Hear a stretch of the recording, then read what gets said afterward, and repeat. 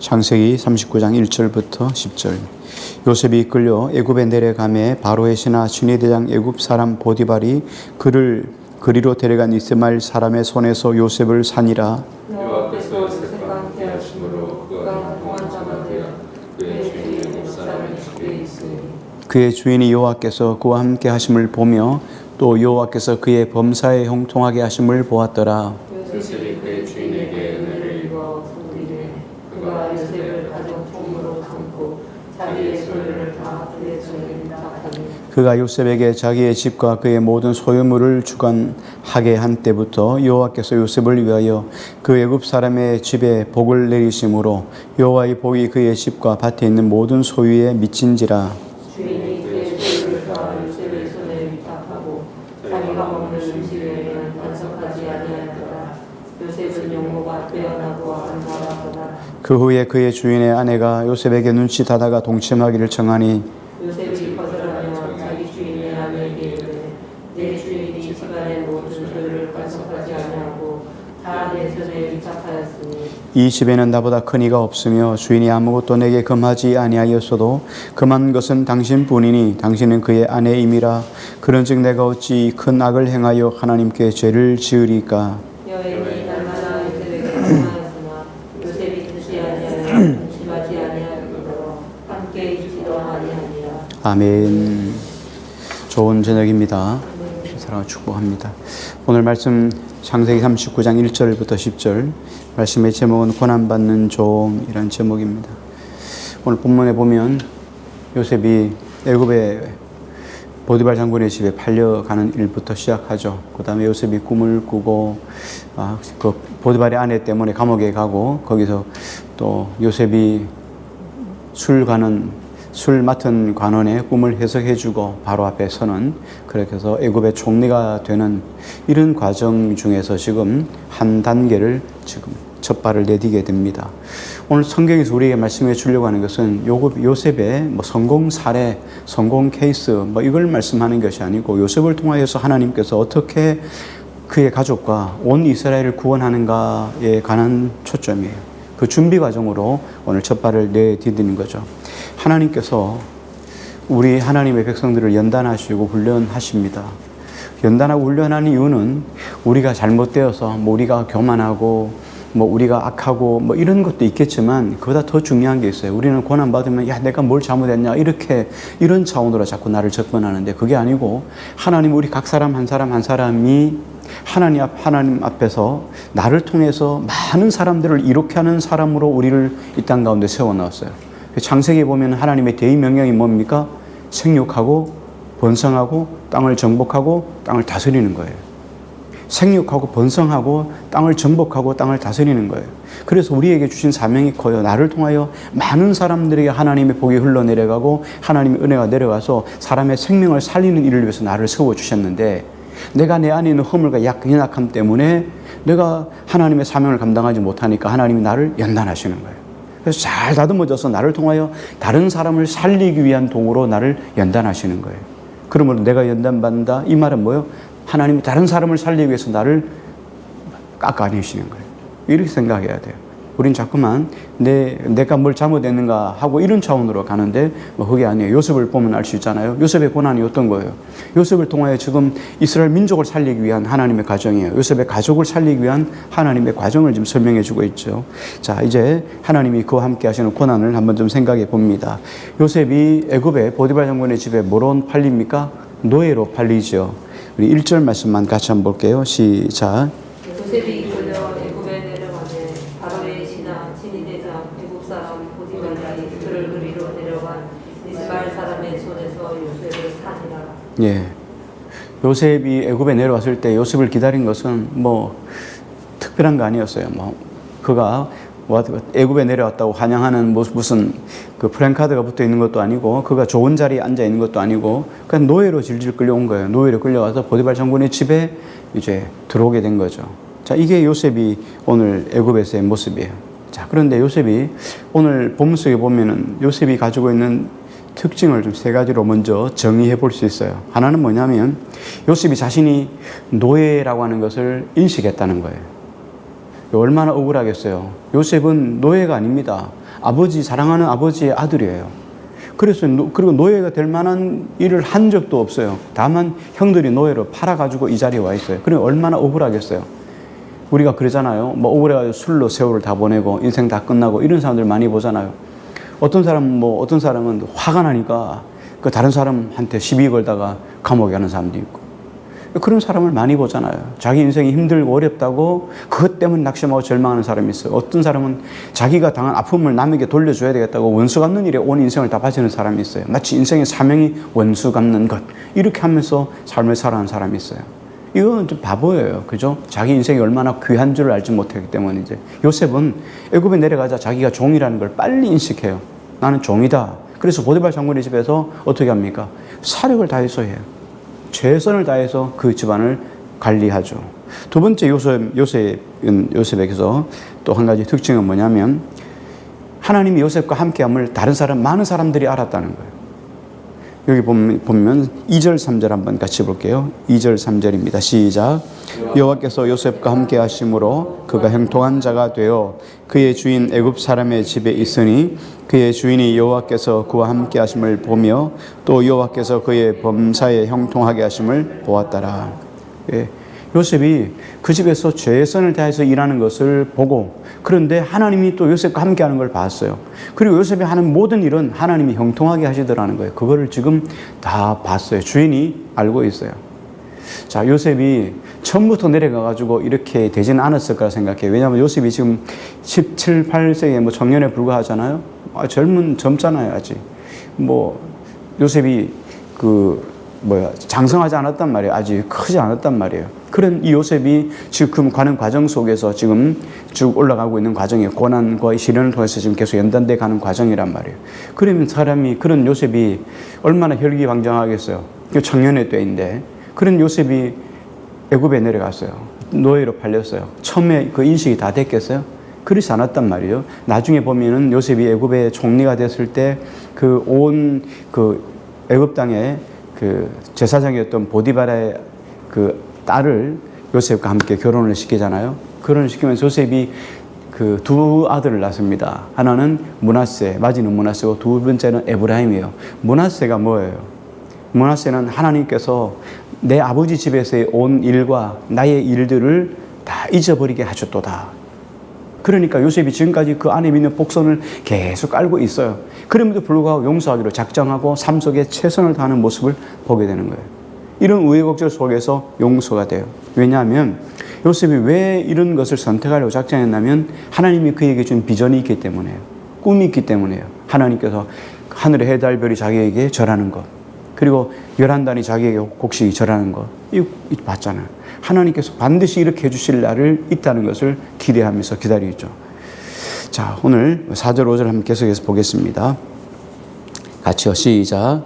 요셉이 그의 주인에게 은혜를 입어 섬기매 그가 요셉을 가정통으로 삼고 자기의 소유를 다 그의 손에 위탁하니 그가 요셉에게 자기의 집과 그의 모든 소유를 주관하게 할 때부터 여호와께서 요셉을 위하여 애굽의 사람의 집에 복을 내리심으로 여호와의 복이 그의 집과 밭에 있는 모든 소유에 미친지라. 아멘. 자, 요셉이 자신을 헌신하고 최선을 다하니까 놀라운 결과가 나타나기 시작합니다. 모든 일이 손으로 하는 것들이 다 잘 되는 거예요. 그러니까 보디발 장군이 주인이 이걸 봤어요. 야, 저가 하나님이 함께 하시는구나 하고 봤다는 거예요. 요셉이 최선을 다하고 또 최선을 다한 것 주인이 알고, 주인이 그것을 알고 요셉을 가정 총무로 세워서 선대하니까 또 하나님께서 그 주인을 하나님께서 복을 주는 거예요. 그러니까 어떻게 축복의 사이클 속에 요셉과 보디발 장군이 같이 들어가는 거예요. 그러니까 꼬리에 꼬리를 물고 잘 되는 형통의 일이 일어나는 거예요. 자, 이 상황을 우리가 그때 상황을 조금 생각해 보면은, 그때는 어떤 상황이냐면 이집트, 애굽 사람들의 신관이 있어요. 자, 대체적으로 모든 사람들 속에 있는 신관이 있잖아요. 애굽 사람들의 신관은 어떻냐면 각각 지역 속에는 신이 있다고 생각해요. 그래서 이집트도 상 이집트, 하 이집트 이렇게 나누어져요. 그래서 상 이집트가 가지고 있는 상징적인 것들이 있어요. 하 이집트가 가지고 있는 상징적인 신들이 따로 있어요. 그래서 신과 신들의 전쟁 이렇게 이야기를 하죠. 그래서 신은 어떤 지역적인 신이라고 생각했어요.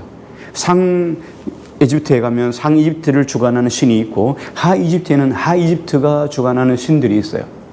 그래서 이런 각각 신들이 그 지역을 산다고 생각했어요. 그런데 요셉을 보니까 어떻게 해요? 지금 히브리 민족의 신 아니에요? 자, 양떼, 목자의 신 아니에요? 목자라고 생각하는. 그 히브리 종이 와가지고 애굽에 내려왔단 말이에요. 이집트에 내려왔는데 이집트에서도 저의 신이 함께하는 걸 봤다는 거예요. 너희 신은 도대체 뭐야? 우리 신은 지역을 떠나면 도무지 도와주지 않는 신인데 너희 신은 뭐냐? 하나님은 어떤 신입니까? 하나님은 우리가 동행하는 신이에요.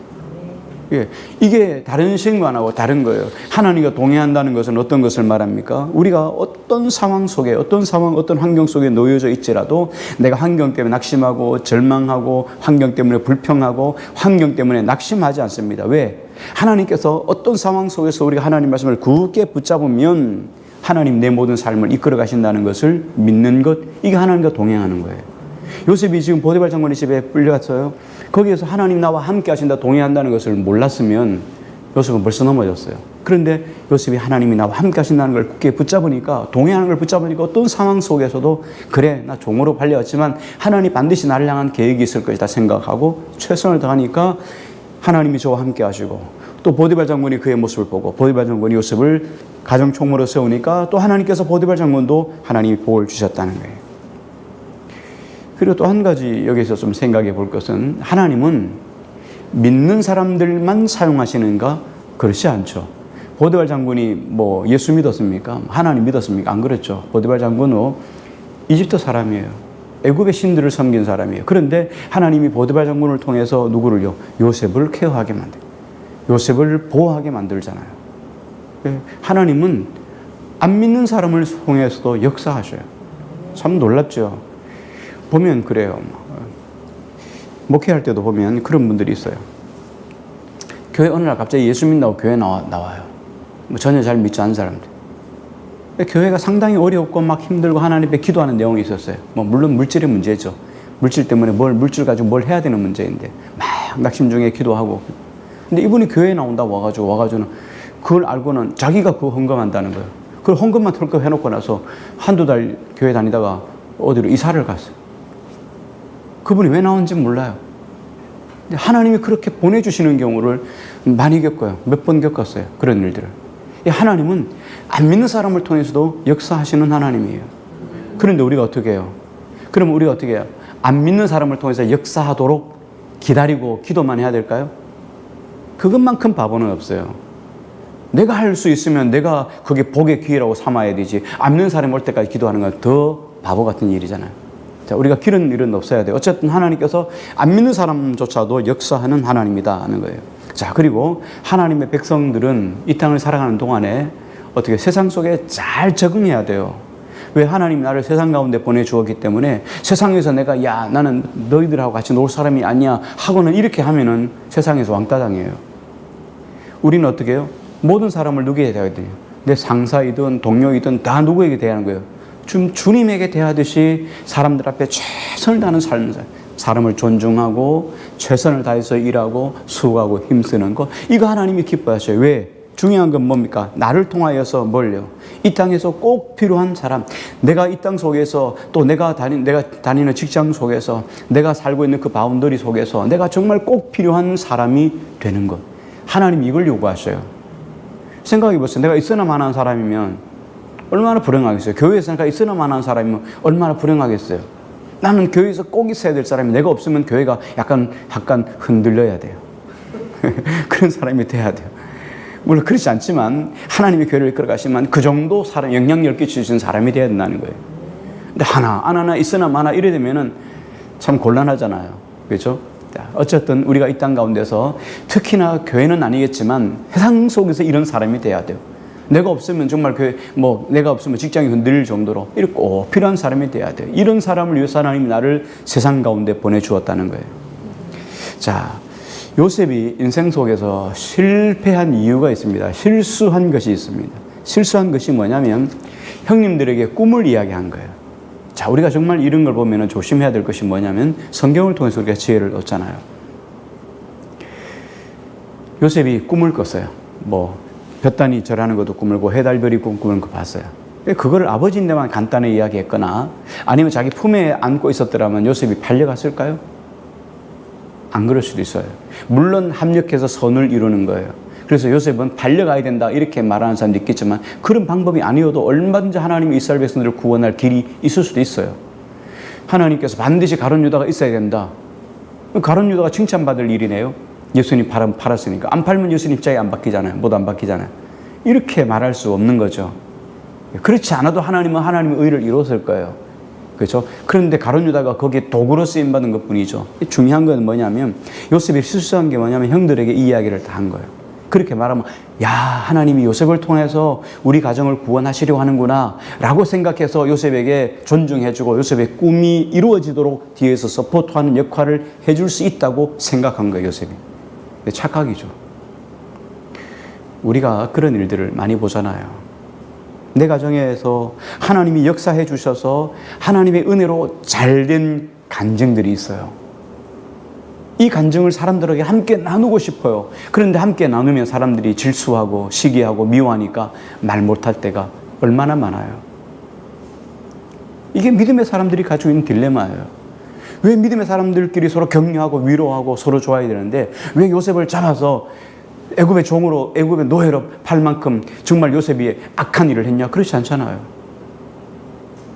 그럴 때 우리는 지혜를 얻어요. 그렇다면 세상이 나를 몰라주면 하나님이 나는 아시니까 그러니까 우리가 입을 다무는 거예요. 침묵하는 거예요. 그래서 요셉이 이때 침묵했더라면 형들에게 팔려가진 형들로 인하여서 애굽의 노예로 팔려가지 않았을 거예요. 그래서 요셉이 실수한 게 바로 이거예요. 형들의 이야기를 꿈 이야기를 다 했다가 오히려 팔려갔다는 거죠. 그래서 나중에 이걸 요셉이 깨달은 거예요. 자, 그래서 요셉이 깨달은 건 뭐예요? 참 중요한 건데요. 진리는 진리 자체만 가지고 사람들에게 납득이 될 수 없다는 거예요. 다시 말하면 이 이야기예요. 예수 믿으세요. 예수 안 믿으면 지옥 갑니다. 구원받습니다. 예수 믿어야 구원받습니다. 라고 이야기하면 사람들이 와 예수 안 믿으면 지옥 간대. 나 예수 믿을까? 어디 교회 다녀요? 따라 나와요 여러분? 이게 아니잖아요. 이런다고 사람이 교회 나오는 게 아니라는 거예요. 그래서 진리라는 건 뭘 통해서요? 너가 진짜로 예수 믿고 났을 때 예수 믿는 것이 무엇인지를 나게 보여달라는 거예요. 이게 성육화, 이게 인카네이션이에요.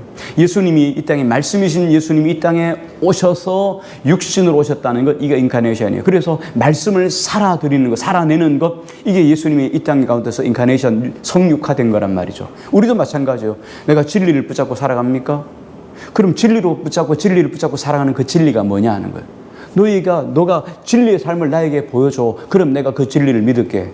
이 성육화 과정이 있어야 되는 거예요. 무작정 예수 믿고 예수 전당 불신 지옥 이렇게 말하면 아니에요. 그렇지 않아요. 물론 그렇게 해서 임팩트 있게 하나님이 부르는 사람도 있죠. 근데 대부분은 복음은 그렇게 한 번씩 듣지만 그걸로 교회에 나오지는 않아요. 다 우리가 보면 한 다리 건너 다 교회 다니는 사람이 있어요. 근데 전도하다 보면 대부분의 사람들이 그래요. 시어머니 때문에 교회 안 나겠다. 남편 때문에 교회 안 나오겠다. 누구 때문에 교회 안 나온다. 이웃집에 누구 때문에 교회 안 나온다. 교회 하는 것들을 보니까, 교회 다니는 것들 보니까. 이렇게 하는 거예요.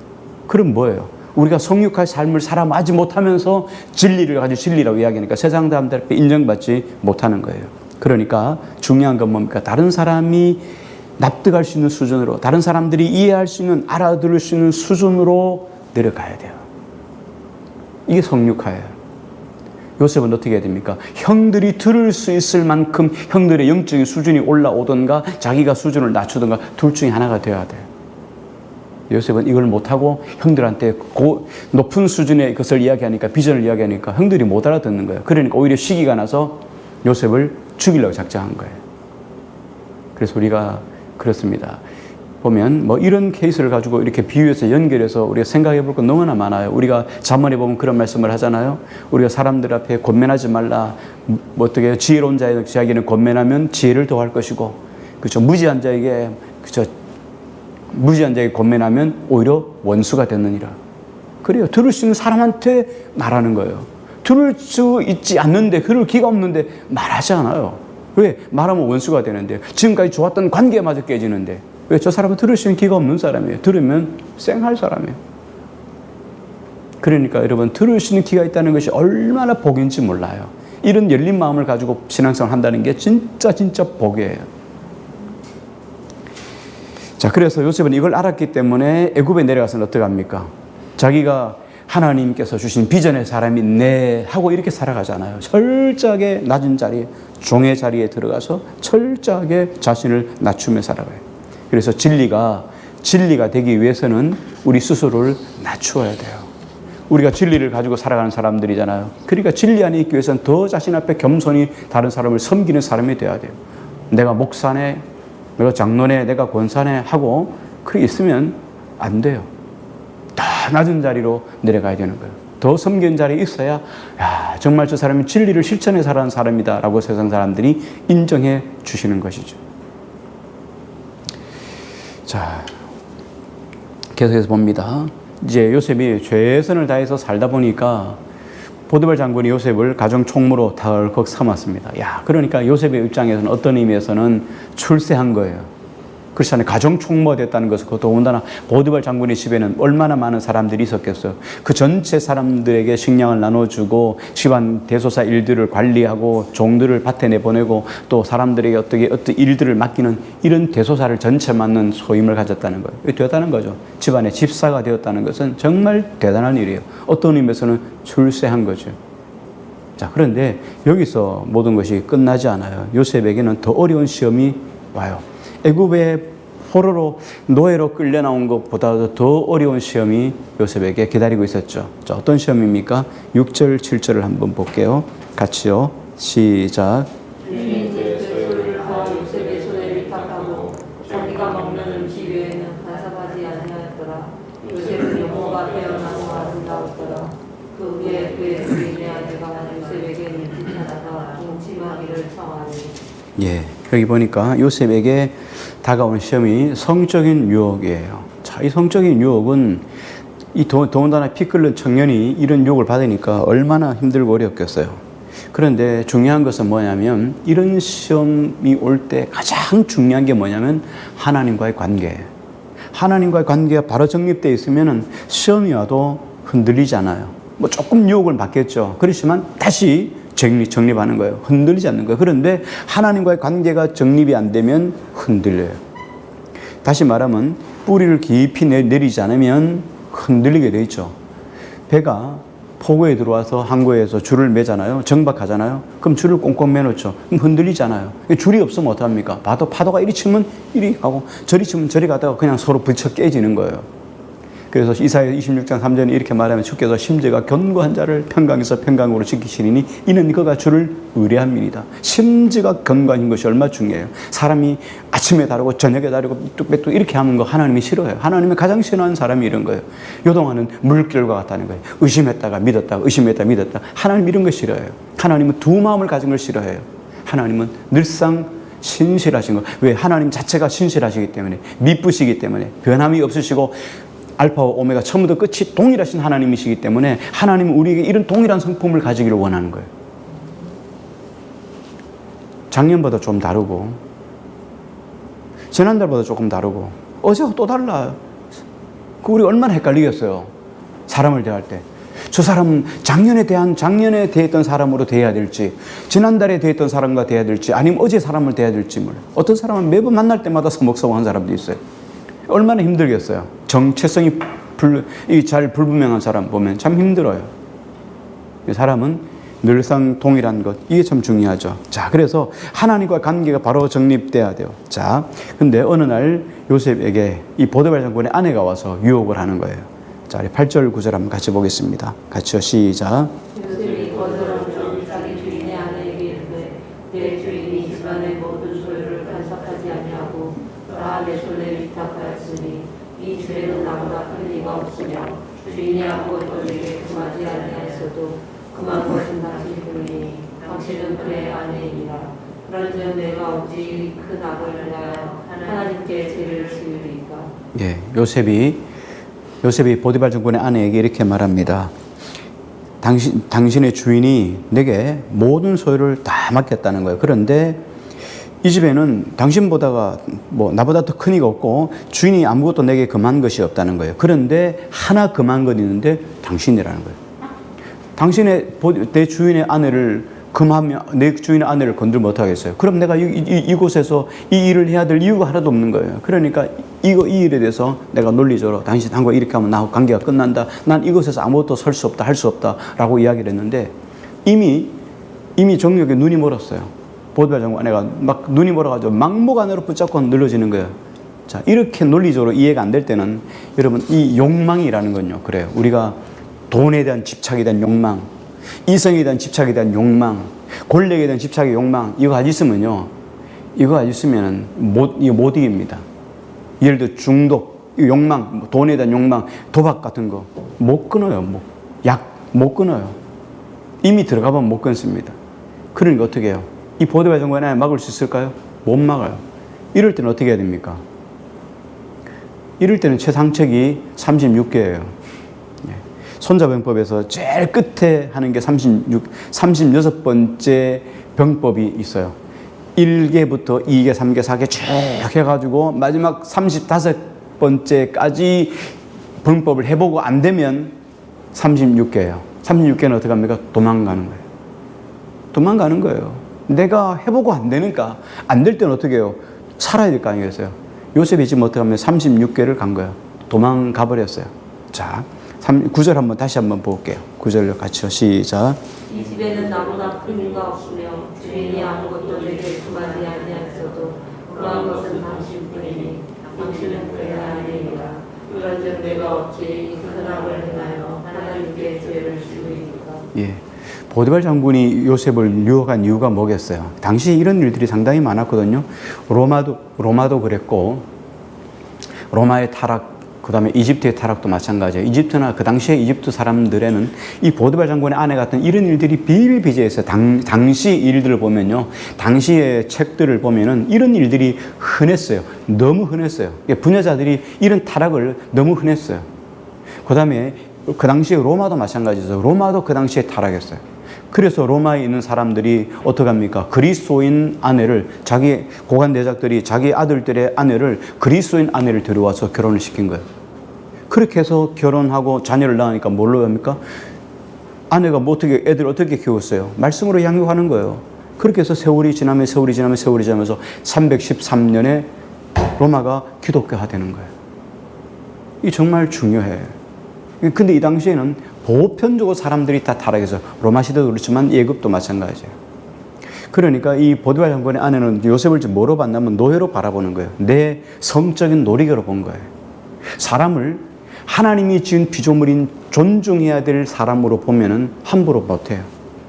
사람을 바라볼 때 존중해야 될 사람으로 바라보면은 그 사람이 장애가 있어도 그 사람이 연약해도 함부로 대하지 못해요. 막 무시하고 사람 뭐라 그러죠? 우리 갑질하듯이 말이죠. 그렇게 못해요. 그렇게 하는 이유는 뭐예요?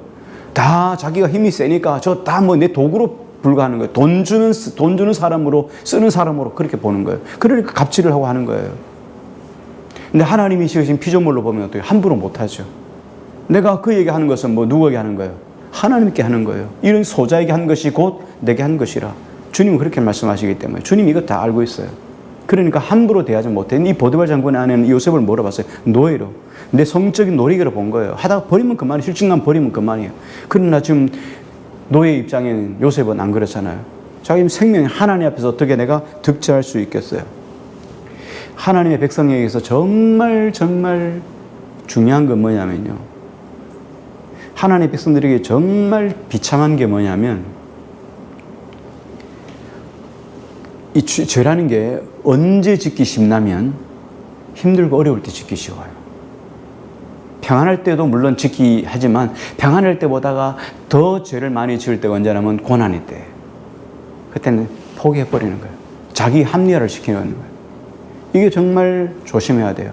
그래서 고난받으면서 죄를 합리화시키고 죄 짓고 낙심하면서 죄를 짓고 이럴 때가 그리스도인들은 정말 이건 어떻게 방법이 없어요. 이게 제일 그리스도인들은 비참한 때예요. 그러면 고난이 아무짝에도 쓸모없는 거예요. 그렇잖아요. 고난일 때는 어떻게 해야 돼요? 고난에 집중하셔야 돼요. 이스라엘 백성들을 한번 생각해 봐요. 이스라엘 백성들이 가나안 땅을 가죠. 애굽에서 나와서 가나안 땅을 하는데 이스라엘 백성들이 광야를 지나가잖아요. 광야는 어떻습니까? 하나님이 가나안 땅에 들어가서 하나님만 의지하고 그분이 나의 하나님, 그분만으로 홀로 그분을 섬기라고 하시는 그 과정 속에서 주신 연단의 기간이잖아요. 오직 하나님 한 분, 그분만으로 너의 하나님, 너의 주 삼으라 하는 것이 가나안 땅에서 가나안 땅의 삶이잖아요. 그걸 위해서 계속 연단하잖아요. 그래서 계속 어떻게 합니까? 먹을 것도 연단하고 입을 것도 연단하고 불구름 기도로 연단하고 그러잖아요. 계속 훈련하는 거, 내 중심의 삶이 아니라 하나님 중심의 삶을 위해서 계속 훈련해요. 나는 오늘 지금 피곤해서 잘래요. 근데 하나님이 구름이 떠나면 자고 싶은데도 가야 되는 거예요. 거기 이유가 없어요. 안 가면 죽는 거니까. 여기 뭐 얼어 죽든지 뭐 뜨거워 죽든지 죽을 수밖에 없어요. 그러니까 같이 가야 되는 거예요. 구름 기둥이 그래서 어느 날은 아침에 컨디션 만점 오늘 한 30리 걸을 수 있겠다. 그런데 하나님이 가다가 뭐 한 시간 가다가 딱 멈췄어요. 안 가요. 아니, 컨디션 좋을 때는 안 가고, 컨디션 나쁠 때는 끝까지 가고, 밤늦게까지 가고, 얼마 열받겠어요. 그런데 그런 일을 몇 년 동안요? 40년 동안 연단했다고요. 40년 동안. 그러니까 우리 인생이요. 그런데도 이스라엘 백성들이 범죄하잖아요. 이스라엘 백성이 뭐 때문에 범죄해요? 이스라엘 백성이 넘어지는 건 물론 뭐 물이나 양식이나 이런 것들도 넘어지지만 이스라엘 백성들이 이렇게 공부할 때 이런 훈련을 통할 때 꼭 받은 게 뭐예요? 물, 떡, 성적인 유혹이에요. 이 세 가지가 계속 이스라엘 백성들을 넘어지게 만들죠. 3만 명씩, 2만 명씩 계속 죽어 자빠지는 거예요. 이것 때문에 계속 광야에서 죽어 나가는 거예요. 요셉은 끝까지 자기를 지킵니다. 요셉이 자기를 지킬 수 있는 건 뭡니까? 지금 이 보드발 장군의 아내와 이렇게 간음을 하는 거, 이것보다도 더 중요한 게 있어요. 하나님이 나를 세워갈 하나님의 거룩한 꿈을 바라보니까 자기가 얼마나 존귀하고 귀한 존재예요. 이런 귀하고 존귀한 존재가 이렇게 함부로 시궁창에다 자신을 던져도 되겠어요? 존귀한 자예요. 귀하고 존귀한 자는 귀하고 존귀하게 자신을 여기고 귀하고 존귀하게 자신을 다스려야 돼요. 그렇죠? 우리가 보면 그러잖아요. 보면 가끔씩 헬스장에 가면, 아침에 가면 어르신 분들을 많이 만나죠. 나이 드신 분들을 많이 만나요. 나이 드신 분들도 많이 만나고, 또 보면 약간 나이 드신 분들 중에서도 약간 젊게 사시는 분들도 만나고 그래요. 근데 나이 드신 분들 보면은 그 전날 주무시고 뒤틀려가지고 까치집을 이래 싣고 이렇게 와가지고, 뭐 물론 나갈 때는 이제 다 샤워하시고 하니까 깨끗해지지만 그래요. 그렇게 사는 거예요. 이렇게 할머니들도 뭐 아주머니 같은 할머니들도 마찬가지고. 근데 그 중에서 자기를 잘 다듬어 오시는 분도 있단 말이에요. 자기 자신을 얼마나 존중히 여기나 자기 관리예요. 내가 뭐 그냥 난 뭐 대충 살까 아무런 존재도 아니다 이렇게 하면 그렇게 사는 거죠. 뭐 집에서 그렇게 하더라도 밖에 나가도 마찬가지. 그러니까 자기를 존중히 여기는 사람, 신앙도 마찬가지죠. 자기를 존중히 여기는 사람은 자기를 정말 하나님 앞에 존중히 여기도록 끊임없이 자기를 잘 관리하는 거예요. 가치 있는 존재로. 나는 하나님이 내 비전을 이루어갈 수 있는 하나님의 사람으로 나는 세워져 있기 때문에 늘상 조심하는 거예요. 말이나 행동이나 삶이나 늘 조심하는 거예요. 그러나 그런 꿈과 비전이 없으면 막 사는 거죠. 뭐 먹을 거 막 먹고 마실 거 막 마시고 뭐 대할 거 막 대하고 가치 없는 인생의 삶을 살아갈 수 있는 거예요. 하나님이 어떤 사람을 쓰시겠어요? 온 집에 그릇이 많은데 하나님이 어떤 것을 씁니까? 자기를 깨끗게 하는 그릇을 쓰시는 거예요. 그러니까 자기를 어떻게 관리하느냐에 따라서 하나님이 크게도 쓰고 적게도 사용하시는 거예요. 자, 오늘 하나님 앞에서 요셉은 끝까지 자기를 지키죠. 자, 오늘 여기 본문에서 우리가 이제 결론으로 한번 또 내려가 봅니다. 결론을 지어야 되는데, 하나님이 요셉을 왜 그렇게 연단을 하셨을까 하는 거예요. 왜 하나님이 이렇게 연단을 하셨을까? 잘 이해가 되지 않습니다. 그런데 하나님, 그럼에도 불구하고 하나님이 요셉을 연단하신 이유가 있다는 거예요. 하나님의 계획 때문이죠. 왜? 하나님은 요셉을 통해서 뭘 해야 됩니까? 애굽에 있는 그 수많은 사람들, 그 당시에 강대국이었던, 제국을 이루었던 애굽이 큰 나라 사람들을 구원하시기 위한 하나님의 1차적인 거 있어요. 안 그러면 요셉이 바로 서 있지 않으면은 요셉이 애굽의 총리가 될 수 없죠. 애굽의 총리가 안 됐다면 어떻게 하겠어요? 그냥 기근은 그냥 오는 거예요. 그냥 왕이 뭐 마시고 먹고 마시고 그냥 태평성 성대 7년 동안 풍년을 막 걷다가 7년 딱 끝나고 나면 흉년이 오면 그냥 그 사람들 다 죽는 거죠. 기근 때문에 다 죽는 거예요. 근데 하나님이 요셉을 통하여 그들을 살리시기 위해서 1차적으로 그들을 살리시기 위해서 하나님 요셉을 연단해서 애굽의 총리로 세우기 위한 과정 속에서 연단을 하는 거예요. 두 번째는 그 애굽이 풍년 때 잘 비추게 때문에 흉년 때 가나안 땅에 살고 있었던 요셉의 가족들이 와서 곡식을 사잖아요. 그리고 결국은 그들이 흉년이 끝날 때까지 거기에 내려오잖아요. 그리고 고센 땅에 머물러서 이집트에서 어떻게 합니까? 이스라엘 민족을 큰 민족을 이루어 70만이 된 민족을 이루어서 그죠? 광야 가운데로 가죠. 출애굽을 하게 되잖아요. 그러니까 정말 중요한 건이에요. 그래서 이 요셉이 잘 연단되고 잘 준비돼야 되기 때문에 하나님께서 그를 연단하시는 거예요. 뿐만 아니라 뭐 요셉 때부터 요셉의 형제들이 가지고 있는 죄악들이 많잖아요. 그 죄를 친히 누구에게 담당시켜줬어요? 요셉에게 담당해요. 그래서 요셉은 가정에서 하나님의 어린 양이에요. 그래서 요셉은 예수 그리스도의 모형이에요. 우리의 모든 허물과 죄를 누구에게 다 뒤집어 씌웠어요? 어린 양 예수 그리스도에게 뒤집어 씌웠어요. 내 죄를 다 뒤집어 씌워서 예수님이 십자가에 못 박혀 죽어주셨어요. 거기에 내 죄의 목도 있다는 거예요. 하나님이 사용하고 안 하고 뭐 이것보다도 내 스스로가 하나님의 도구로 쓰임받지 못해요. 분노가 있는 사람은 지도자를 세워놓으면 어떻게 합니까? 그 분노를 어떻게 해요? 원수감내다 쓰는 거예요. 여러분 잘 아시는 것은 연산군 알잖아요. 연산군 왜 그랬겠어요? 자기 엄마 때문에 그런 거예요. 자기 엄마를 폐비했잖아요. 사약을 먹여 죽였잖아요. 그래서 왕이 되면 안 두고 보자 이놈들. 그래서 왕이 딱 되고 나니까 어떡합니까? 자기 어머니를 사약 먹게 했던 모든 사람들을 다 죽이잖아요. 그러니까 보니까 정말 제1등 공식 엄마를 죽이기 위해서 제일 앞장섰던 사람이 누구예요? 누굽니까? 뭐 한 명이에요? 예. 그 무덤에 가 있으니까 그 사람 어떻게 해요? 부관 참시하잖아요. 무덤 파가지고 시체를 죽이는 거예요, 또. 시체를 죽는다고 뭐 시체 죽나요? 뭐 죽었는데. 그 분노를 가지고 사니까 어떻게 하겠어요? 정치가 되겠습니까?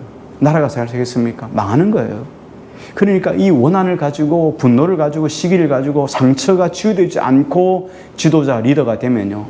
우리 교회도 마찬가지예요. 이 상처가 치유가 안 되고 주님과 관계가 회복이 안 된 사람이 리더가 되면요. 교회는 정말 어려워요. 그래서 하나님은 이걸 치유하기 위해서 어떻게 합니까? 연단하는 거예요. 훈련시키는 거예요. 너 힘들지만 너 안에서 이 독소를 빼지 않으면 너는 하나님의 선한 리더 도구가 될 수 없으니까 너 이거 빼야 돼. 그래서 하나님은 요셉을 계속 연단하는 거예요. 분노가 있는 사람은 남을 절대 도울 수가 없어요. 머리를 숙이지 않는 사람은 남의 도움을 받을 수가 없습니다. 남을 미워하고 원망하는 사람은 절대로 남의 발을 씻길 수 있는 종이 될 수 없습니다. 분노가 있는 사람이 어떻게 남의 발을 씻길 수 있겠어요? 그렇잖아요. 내가 정말 어떤 상황 속에서 나는 발을 씻길 수 있는, 정말 내 자신을 내려놓을 수 있는 이런 사람이 되기 전에는 남의 발을 씻길 수 있겠어요? 내가 누군데? 이것들이 말이야. 내가 지금 이러고 있지만 내가 어떤 사람인데? 이러면 요셉은 절대로 못 쓰임받습니다. 그러나 요셉은 이걸 다 내려놔요. 안에 상처가 있죠. 한 번에 치유되는 건 아닙니다. 므낫세 이름을 붙인 것도 보면 우리가 알 수 있잖아요. 그럼에도 불구하고 요셉은 그걸 내려놔요. 하나님이 나를 이렇게 연단하시는 이유가 있지 하고 끊임없이 자기 자신을 내려놔요. 그런데 하나씩 세월이 가면서 치료가 되는 거예요. 회복이 되는 거예요. 왜? 누가 그를 치료하십니까? 하나님이 하시는 거예요. 하나님이 우리를 연단 가운데 밀어넣었을 때 하나님께서 나를 연단 가운데 밀어놓는 이유가 있잖아요. 근데 하나님이 나를 연단 가운데 해놓고 나서 내가 고치는 거 아니에요. 하나님이 고치는 거예요. 하나님이 붙잡아가는 거예요. 다만 나는 어떻게 그 고난 속에서 하나님의 뜻을 깨닫고 불평하고 원망하지 않고 끊임없이 나를 내려놓는 거예요. 수영에서 제일 힘든 게 힘을 빼는 거. 민준이하고 저하고 수영을 보면 저는 죽었다 깨어나도 민준이를 못 따라가는 게 있어요. 난 나중에 했기 때문에 못 따라가는 게 있어요. 민준이는 어릴 때 물에 가서 수영은 제대로 못해도 열심히 놀았어요. 열심히 놀았어요. 근데 지금도 가면 놀아요. 지금도 놀아. 물속에서 그냥 놀아요. 2km, 3km도 놀면서 해요. 재미가 있어요. 우리는 수영을 운동으로 해요. 한 번도 운동하면서 수영하면서 재밌다고 본 적이 별로 없어요. 그냥 가는 거예요. 운동이라고 가는 거예요. 그러니까 차이가 나는 거예요. 그러니까 운동을 잘해야겠다 생각하니까 항상 어깨에 힘이 들어가야 돼요. 그러니까 뭔가 뻣뻣해. 안 되는 거예요. 잘 안 돼요. 옆에서 야, 이거 힘 빼야 돼요. 힘이 안 빠지는 걸 어떻게 빼겠어요? 뭐 망치로 때릴 수도 없고. 그러니까 이 차이가 나는 거예요. 그래서 뭐든지 즐기는 사람은 못 따라가요. 그렇죠? 즐기는 사람 목회도 즐겨야 되는데 못 따라가는 거예요. 목회를 목회라고 생각 하나님 앞에 사는 이렇게 하면은 못 따라가는 거예요. 뭐든지 우리가 하는 일들을 즐겨야 돼요. 이게 보면 부드러워요. 옆에서 우리 중급반에 같이 했던 동료들 하면서 보면 민준이 앞에 나가면 너무 부드러워요. 마치 뭡니까? 그 물개 비슷하게 생긴 거 뭐예요? 돌고래 말고요. 예? 수달같이 말이죠. 뽕뽕한 게 뼈가 나와 뽕뽕한데 그 하는 거 보면 너무 유연해요. 저거는 우리 죽을 때까지 못 따라가요. 왜? 그렇게 하려면 초등학교 때부터 놀아야 돼요. 물에서 그냥 수영 관계없어요. 놀아야 돼요. 그래서 수영은 늘 즐겨야 돼요. 그러면 잘하려고 하지도 않고 그냥 되는 거예요. 자, 이것처럼 마찬가지로 우리가 하나님 앞에서 귀하게 존귀하게 쓰임받기 위해서는 내가 잘하려고 하는 것도 또 나에게 어떤 마음먹은 분노도 미움도 이런 것도 하나씩 하나님 앞에 내려놔야 돼요. 그래서 나를 다 내려놓으면 어떡합니까? 그때서야 하나님께 내 자신을 완전히 맡길 수 있는 거예요. 그래서 주님이 가라 하면 가고 서라 하면 서고 오라 하면 오고 이런 사람이 되는 거예요. 근데 내 자존심이 있으니까 내가 분노가 있으니까 내가 시기심이 있으니까 미움이 있으니까 주님이 가라 해도 안 가는 거예요. 그 누구예요? 대표적인 게 요나 아니겠어요? 니느웨로 가라니까 안 가. 다시스로 가버리는 거예요. 내 힘을 못 빼는 거예요. 그래도 어떻게 합니까? 그러니까 어떻게 해요? 고기 뱃속에 들어가서 머리 다 뽑히는 거예요. 머리가 대머리가 되는 거예요. 이런 존재가 되게 되는 거죠. 자, 그러므로 요셉은 이런 상황 속에서 절대 분노하지 않아요. 예수님도 그렇잖아요. 예수님도 십자가에 못 박히면서 어떻게 합니까? 주여, 저들이 하는 걸 저들이 알지 못합니다. 저들의 죄를 용서해 달라고 주님이 하시잖아요. 이게 힘 빼는 거거든요. 우리가 신앙생활을 할 때 크게 두 가지를 좀 생각해 볼 수 있어요. 하나는 보이는 죄들, 시기하고 욕하고 미워하고 간음하고 살인하고 이거 안 하려고 우리가 애쓰잖아요. 이거 안 하는 게 우리는 죄가 안 한다고 생각해요. 근데 하나님은 이걸 보지 않아요. 그런다고 우리가 뭐 살인하겠어요? 도둑질하겠어요? 뭐 간음하겠어요? 하나님이 원하는 건 뭐예요? 내 내면에서 하나님과의 관계예요. 하나님을 붙잡고 주님과 동행하고 주님은 이걸 기뻐하신다고 이런 관계를 가지길 원하는데 우리는 이런 관계보다도 뭘 더 요구합니까? 하나님 앞에 죄 안 짓고 정직하고 바르고 이것만 생각하는 거예요. 이렇게 살다 보니까 뭡니까? 도덕적인 그리스도인이 되는 거예요. 여전히 안에 분노가 있고 여전히 시기가 있고 여전히 미움이 있고 죄 안 지어요. 뭐 죄 짓는 날 안 짓죠. 그런데 분노가 있고 시기가 있다는 거예요. 근데 우리가 이런 부분을 하나님 앞에 내려놓아야 돼요. 하나님 그래요. 어떤 삶이든 주님. 그래서 기도할 때 이렇게 하는 거예요. 하나님 분노가 일어요. 마음이 상해요. 시기가 있어요. 그런 관계 속에 주님 이 문제 하나님께 내려놓습니다. 치료해 주십시오. 그렇게 빚어져 갈 때 하나님이 나를 아름다운 도구로 사용할 수 있는 거죠. 그래서 하나님 요셉을 이런 연단 가운데로 밀어넣는 거예요. 아무쪼록 우리도 그리스도 예수 안에서 내 삶을 하나님이 예수만 믿는 게 아니라 예수 믿는 그 삶이 어떻게 해요? 인카네이션, 성육화되어서 진리의 삶으로 변화되는 그 속에서 하나님께 영광 돌리 우리 모두가 되기를 주의 이름으로 축복합니다.